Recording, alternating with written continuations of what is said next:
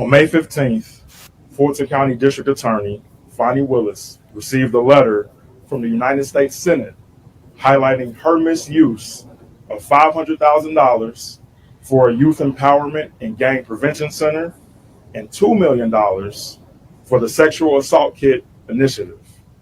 Instead, she spent those funds on traveling.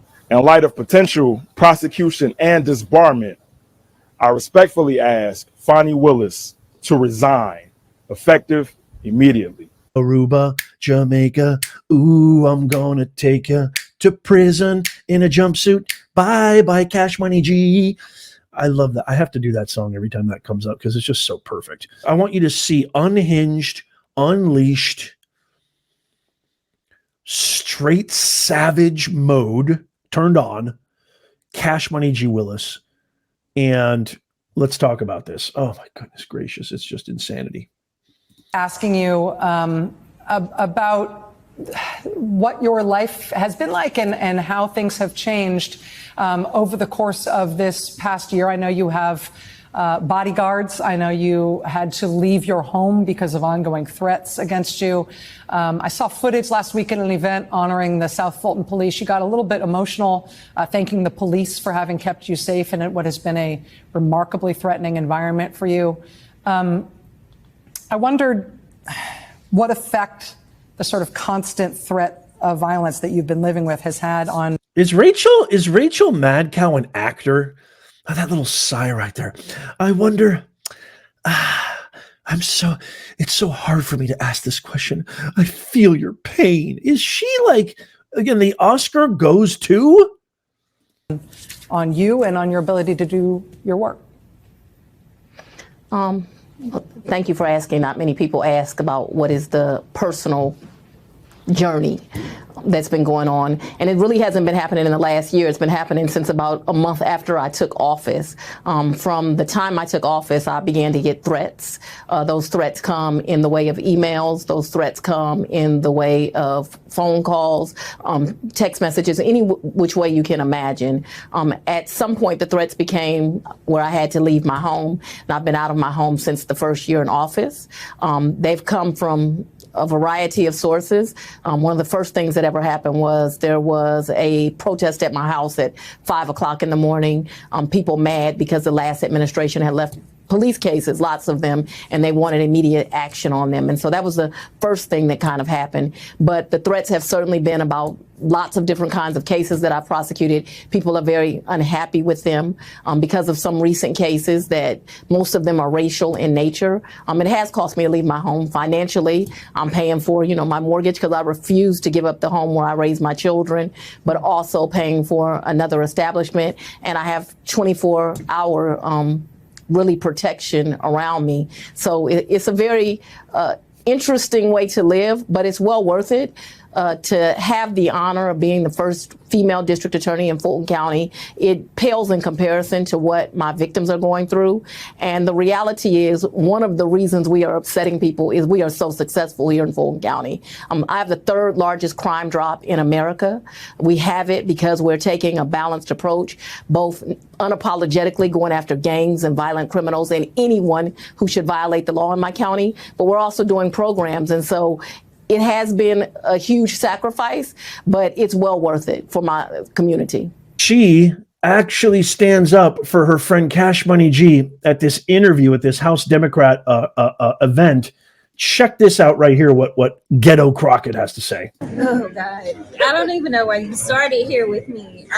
All the things that I can say, let me tell you something. For those that don't know what privilege looks like, it is playing out in front of your face because you have a Black woman who is educated, who is doing her job, who is elected, who has never been accused of being a criminal, right? But for whatever reason, she's on. Not yet. The key word there is not yet. She will, trust me. Trial because she's actually trying to do her job. So for once, we don't really want the prosecutor to do the prosecution. For once. But usually we do, right? But it's only because of who's on the other side of that prosecution. And so for those that want to pretend as if we don't have racism. For those that want to pretend like there is no such thing as white privilege, that's not the case. Because as a former public defender, I never had anybody that had 91 counts. I think the most of anybody that I've had probably had close to 40 counts or something. And let me tell you, he never got out of jail. Like once he went in, he wasn't able to post bail. Is it just me, or does she like change her sort of, when she wants to come across as professional and astute, she starts talking like this? Well, I don't agree and I don't concur with that assessment. But then all of a sudden, when she's around, people of color or African Americans or Black people, or even, when she gets really, really angry, I don't know which one's the true, will the real Crockett stand up? I don't know who it is, but all of a sudden she starts getting into like, y'all. She starts turning into Cash Money G. It's like that sort of Ebonics, street talk, I don't know, jiving. And then I've had people in multiple jurisdictions because I'm licensed on the state level, federal level, in multiple states. And so I've had people that have been kind of caught up. This dude is in 4 different jurisdictions and somehow he's still walking free. Now you go see if your cousin can do that and holler back at me. It's not going to happen. So I have a lot of issues, but I also have an issue with the. And then she's back to her, which one's the phony accent? Now she's back to, all of a sudden she's back to her astute, normal accent. I don't get it. Fact that they don't really care about the substance of what they're going after. This isn't substance that they're going after with Fani. What they want to do is they want to tear her down. It's what they continuously do to Black women. Wow. Victim mentality, playing the race card. There's no substance. Oh, all of a sudden they want to go after her. All of a sudden, because of who she's going after, they want to go after her. No, actually, it was very accidental. Everything was very, very accidental. Michael Roman, who was in contact with Terrence Bradley, who was law partners with Nathan Wade, and they got into this text exchange. It was all very accidental. You mean to tell me they had an affair? You mean to tell me she misappropriated tax funds and went on vacation to Aruba, Jamaica? Ooh, I'm gonna take you to prison in a jumpsuit. Bye, Cash Money G. I love that. I have to do that song every time that comes up because it's just so perfect.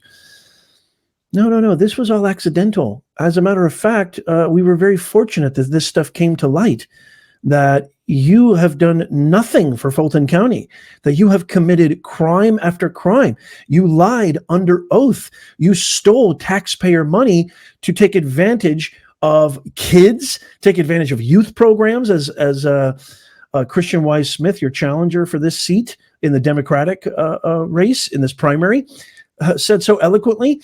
You have lied under oath, committed perjury. You've done everything not on the up and up. You've got a backlog of over 50,000 criminal cases. You have zero oversight, over $30 million budget. But no, it's because she's Black.